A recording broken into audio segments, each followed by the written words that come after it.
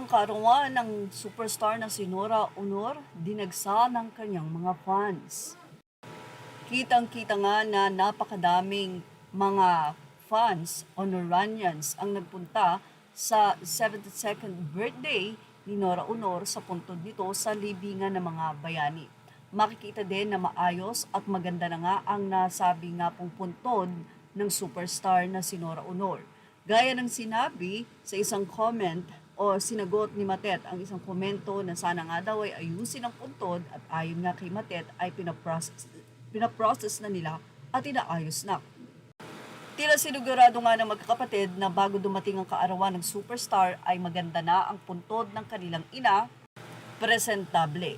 Kaya naman ang dalawin ito ng mga fans ay makikita na nakapalibot nga doon ang mga bulaklak na inalay ng mga fans para sa superstar na si Nora Aunor. Hindi maikakaila na ang legacy ni Iniwan ng nasabi nga pong yumaong superstar ay napakatindi sa puso ng mga nagmamahal sa kanya, especially the Noranians, na napakarami. Si Nora Aunor ay nag-iwan ng magandang pangalan at legacy. Dumaan man sa matinding hamon ng buhay pero hindi maikakaila na talagang minahal siya at hanggang ngayon ay minamahal na patuloy ng kanyang mga tagahanga. Samantala, sa naging post naman ni Lotlot de Leon ay nag-viral agad ito at inilahala sa iba't ibang artikulo. Sa kanyang naging post ay binati niya ng happy birthday ang kanyang ina at sinabi niyang happy birthday in heaven, mommy, I will always love you. Yan nga ang nakakaantig na mensahe ng isang anak o panganay na anak ni Nora Aunor kay na si Lotlot de Leon. Sigurado na marami pa ring fans ang pupunta sa nasabi nga pong kaarawan ng superstar.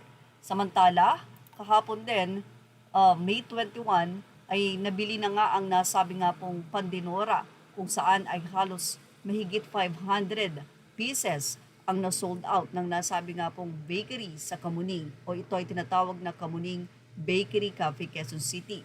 Ang nasabi nga pong Pandinora ay mabibili sa halagang 25 pesos na 2 piraso na nga ito.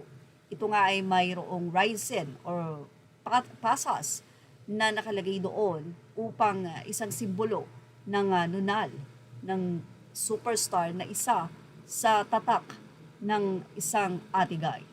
At yan ang ating showbiz snap update. Thank you for watching. Images are all credit to the rightful owners. Please like, share, and subscribe.